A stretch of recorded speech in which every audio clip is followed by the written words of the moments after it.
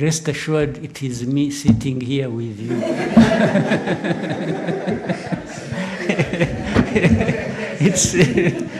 It's not anybody else. Nimwizere rwose ko ari nge wicaranye namwe hano. Ni nge Perezida Kagame ndi kumwe namwe hano. Ntabwo ari ubundi muntu, ni ngewe Kagame. You know, the very person might be talking about somebody or talking about me and wishing me everything bad and say, wish, you know, he has actually died and then by the time you see me, he's actually already dead himself. And which has nothing to do with me, just because these guys are human beings. So, abirirwa banyifuriza gupfa cyangwa bakavuga ko napfuye bashobora kuzapfa mbere yanjye.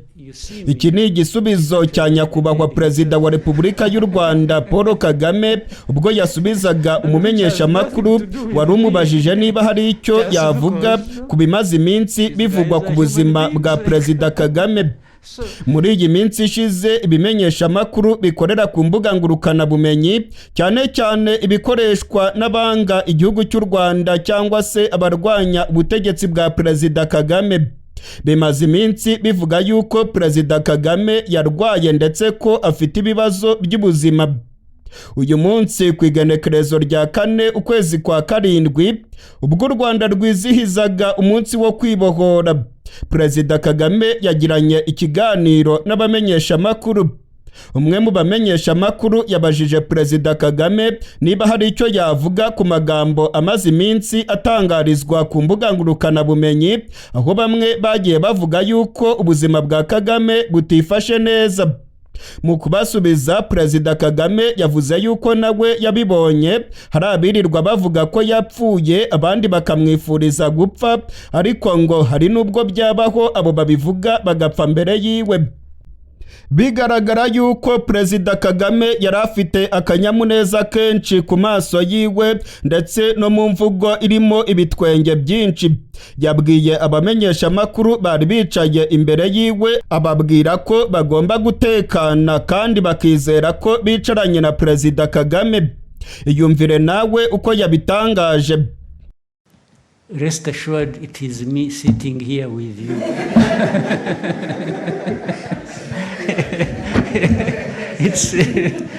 It's not anybody else. Nimwizere rwose ko ari nge wicaranye namwe hano.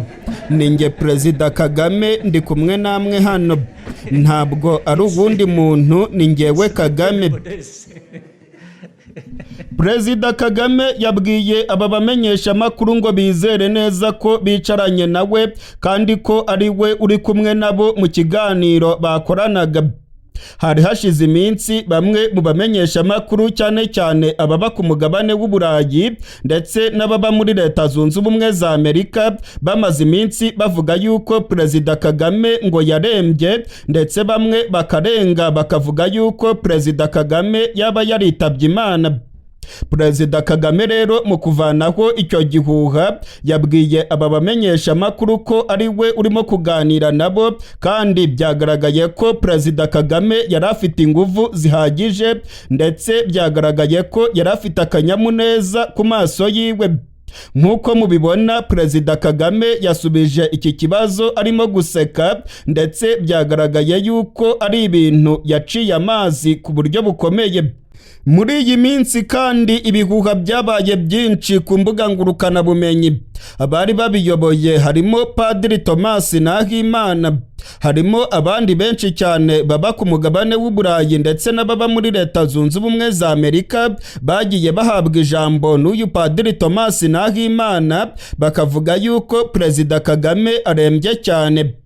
Muri iyi minsi ishize abakoresha imbuga ngurukana bumenyi batandukanye barimo uwitwa Jean Paul Turayishimiye bamaze iminsi batangaza amakuru y'uruhererekane avuga ku buzima bwa Perezida Kagame. harimo kandi uwitwa Gisovu Kibuye wagiye atangaza kenshi amagambo akomeye ku buzima bwa Perezida Kagame.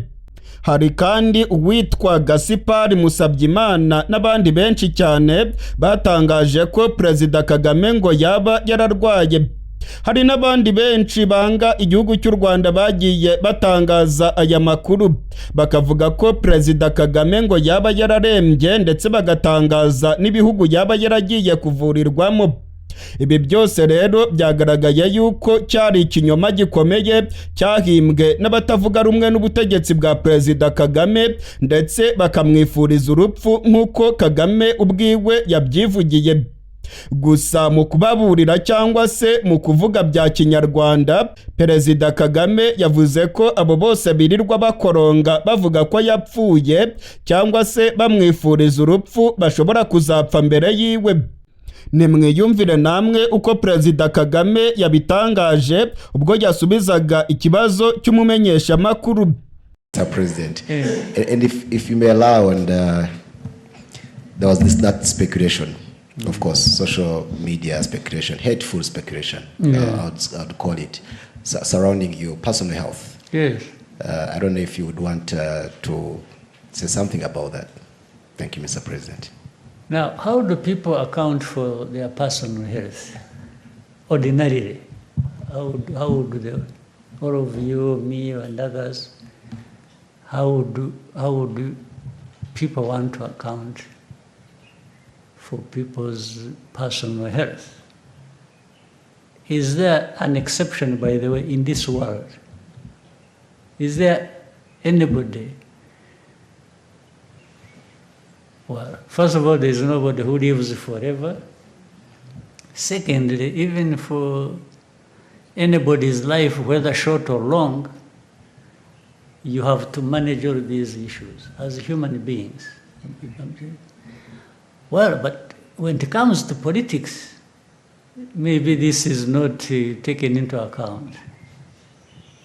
In fact, some of my personal health problems might originate from managing you people.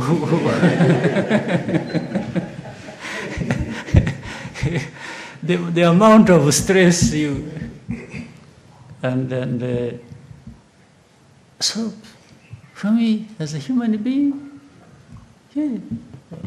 You know, people got COVID, they get this, they get the flu, they get a cold, people just, even their own hearts, as they are moving, the heart stops and somebody falls down. I mean, isn't this human? What is the problem? What do people want me to account for? That I'm not human? Even if those, you call them the hateful people who, I mean, the kind of politics. You know, the very person might be talking about somebody or talking about me and wishing me everything bad and say, wish, you know, he has actually died and then by the time you see me, he's actually already dead himself. And which has nothing to do with me, just because these guys are human beings. Like so, I mean, it's, yeah, but this is the kind of politics I think, I hope we got liberated from ourselves as a nation. It's even beyond stupidity. It just doesn't make sense. Have you ever had anybody, I mean, you can rejoice even when they are carrying somebody in a coffin going for burial. You can have that moment of rejoice and say, aha, turamukize, and so on. And by the time he gets into his car, 1 kilometer, he has followed the other one. So I don't understand the logic, the politics, or anything at all. So anyway, at least you raised the question. Rest assured, it is me sitting here with you.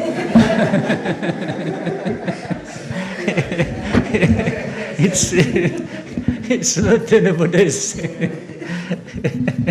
Muri iki kiganiro n'abamenyesha makuru kandi Perezida Kagame yavuze ku bibazo by'umutekano muke mu buseruko bwa Repubulika ya Demokarasi ya Congo. Perezida Kagame yashimiye cyane Perezida wa Leta Zunze Ubumwe za Amerika Donald Trump, ndetse Perezida Kagame avuga ko amasezerano yasinyiwe i Washington ari amasezerano ibihugu byombi, ni ukuvuga u Rwanda na Congo, bagomba gushyira mu bikorwa. Ariko kandi ku rundi ruhande Perezida Kagame yavuze yuko Congo nidakora ibyo igomba gukora ngo ikemure ikibazo cya FDLR, nta kabuza ibibazo bizakomeza, kandi ko u Rwanda rwo rugomba gucungera umutekano w'abaturage barwo ndetse rukanacungera imbibe zarwo.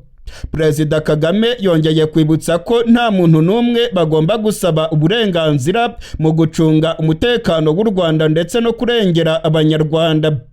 Perezida Kagame yavuze yuko ibikubiye mu masezerano u Rwanda rwiteguye kubyubahiriza, ariko kandi bikajyana n'uko Repubulika ya Demokarasi ya Congo nayo igomba kubahiriza ibyisabwa. Nibitagenda gutyo nta kabuza ngo ibibazo bizakomeza, kandi u Rwanda rwiteguye gucungera umutekano warwo neza. Nimwiyumvire uko Perezida Kagame yabitangaje. Murakoze nyakubahwa Perezida wa Repubulika. Nitwa Ufitinemaremi Maurice, ndi umunyamakuru wa RPA. Mu kiganiro n'abanyamakuru cyo kuwa 9 Mutarama mwaragize muti iki kibazo cyakabaye cyarakemutse kera iyo abantu bakirebera mu mizi yacyo batagiye gucengacengana. Ni ku ruhe rwego mubona aya masezerano ya Washington areba ikibazo agihereye mu mizi? Ese muyafitiye icyizere kingana gute? Murakoze. Yabona bisobanuye n'ubwo nabivuze mu Cyongereza mbere. Amasezerano yarahari. Mu masezerano hari ibyo aba yashinzwe bemera gukora, buri umwe ku giti cye cyangwa se gukorana hamwe.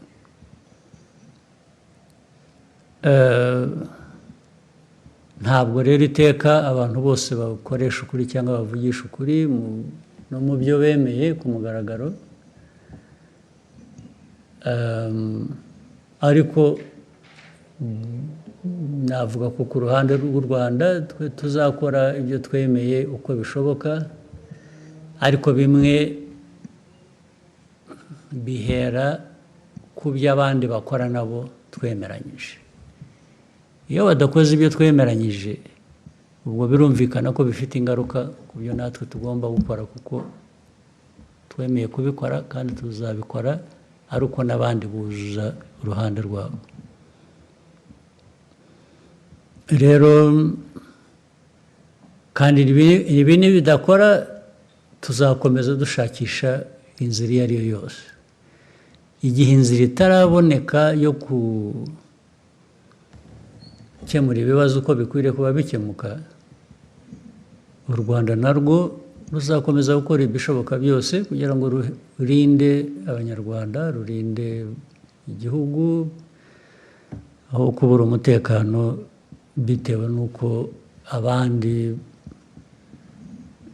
twumvikanye batuzuza ibyabo byangombwa. Ibyo rero ni uguhora abantu bashakisha uburyo, nibyo tuzakora, nibyo twebwe tureba imbere yacu.